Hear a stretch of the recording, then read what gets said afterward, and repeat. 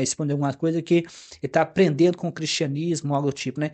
Não há nada de mal nisso, né? O cristianismo, ele historicamente, ele pegou de várias culturas, né? O Sermão da Montanha de Jesus Cristo, né? Jesus, o Sermão da Montanha, tem vários traços budistas, de Buda, coisa e tal. Então, os 10 mandamentos, tudo aquilo você consegue, se você for estudando, você vai rastreando que o cristianismo não inventou nada, né? O ateísta Anthony Grayley, né, chegou a desafiar um apologético cristão de que diga uma coisa que o cristianismo inventou, que é original do cristianismo, né? A pessoa demorou um pouco para responder, mas disse a questão do, se eu entendi bem lá a discussão, a questão do casal, né? De você ter homem e mulher, né? Mas essa ideia do casal, da forma como os cristãos veem, é uma das coisas mais destrutivas que a humanidade já inventou, né? De dizer que existe homem e mulher, né? A ideia de que homem veste azul, mulher veste rosa, essa ideia binária da sexualidade, é uma das coisas mais destrutivas que já foi inventada. Só o fato do cristianismo reconhecer isso como uma coisa uma coisa abominável, né? Já mostra que existia isso na época do que o cristianismo ainda não tinha poder. O que quer dizer o seguinte, que durante 2000 anos o cristianismo criou e manteve uma das coisas mais destrutivas. Agora, o resto, né, como compaixão, o amor ao próximo, nada disso pertence ao cristianismo, né? Eu até brinco no meu livro de Bíblia, A Fábrica de Absurdos, eu uso a seguinte metáfora, né? Eu até aconselho vocês a comprar o livro, dar suporte ao meu trabalho. Suponha uma pessoa que não sabe de onde vem o leite, né? Aí o leite um dia acaba na geladeira, né? Se a pessoa não souber que o leite vem da vaca, a pessoa nunca vai saber onde procurar leite, né? A pessoa vai agradecer a geladeira, achando que a geladeira é responsável pelo leite. Mas não é, o leite vem da vaca. Da mesma forma, as pessoas que acham que o cristianismo ele é responsável por várias coisas boas. Tem pessoas que acham que o cristianismo é responsável pela justiça. Aí tem aquele discurso de que o Cristo pendurado lá na Suprema Corte é uma espécie de é uma espécie de demonstração de sofrimento, de justiça. Cristo não foi o exemplo de justiça. O Cristo na cruz na verdade, um símbolo de tortura. A cruz usada pelos que era usada pelo Império Romano era para torturar. Era a pior forma possível de matar alguém, era através da cruz, de crucificando a pessoa. Então, o de Jesus na cruz não tem nada a ver com injustiça, né? Tem a ver com tortura. Seria o mesmo que você colocasse alguém numa cadeira elétrica, como o símbolo da sua religião, né? Se Buda está numa posição de serenidade, tranquilidade, o cristianismo usa um símbolo de tortura. O cristianismo não é responsável pela justiça, né?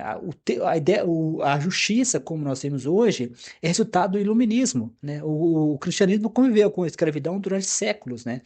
É, então, toda vez que o cristianismo, essa é a parte mais difícil às vezes, né? Porque muitas pessoas se voltam ao cristianismo porque eles compram a ideia de que o cristianismo é responsável por coisas como justiça, compaixão, amor ao próximo. Nada disso pertence ao cristianismo. O cristianismo, ele usurpiou isso e anexou, né, e anexou algumas coisas bizarras, né, como essa que é a parte mais bizarra, porque ao usurpar da humanidade aquilo que é humano, né, que é natural, como a compaixão, se isso fosse verdade, né, essas bizarrices fosse verdade, você teria de pegar os países historicamente não cristãos e mesmo os países que atualmente não são cristãos, tem países que têm, como a Suécia, Japão, são países que têm um alto nível de secularismo. Se você compara esses países não são os piores países do mundo, né?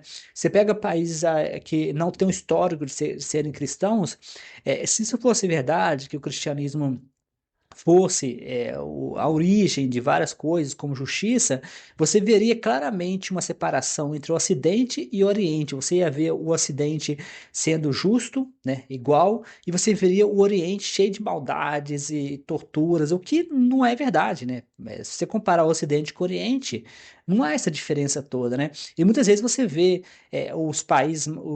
muitas vezes você vê os países mais cristãos do mundo, né? Os países cristãos do mundo, esses países não são os países mais justos, né? Os Estados Unidos, por exemplo, que é um país que se declara cristão de boca cheia, é um país com alta desigualdade, né? Existem muitas pessoas pobres nos Estados Unidos. O país dos Estados Unidos é visto como um país rico, e é uma nação rica, bélica, coisa e tal, mas é um país bastante desigual, né?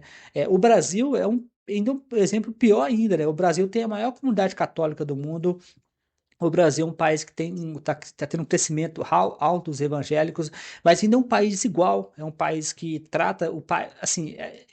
O problema é que o problema é que, como brasileira, nós nos acostumamos com a realidade brasileira. Mas o Brasil é um país violento, né? É um dos países com o maior número de feminicídios do mundo. A taxa de estupro tem um pico de 13 anos de idade, né? Mais de 80% dos estupros ocorre dentro de casa, né? Com familiares. Então, ou seja, o Brasil aí a gente pega países que não têm o cristianismo, né, que são países talvez com mais ateus, mais seculares, coisa e tal, você vê números muito melhores do que o do Brasil ou dos Estados Unidos, né, que são países que se dizem cristãos, né? Então, então, assim, a parte mais complexa é essa, que o cristianismo conseguiu sobreviver durante todo esse tempo, se reinventando e, e usurpando mesmo, né, as conquistas de outras áreas, né?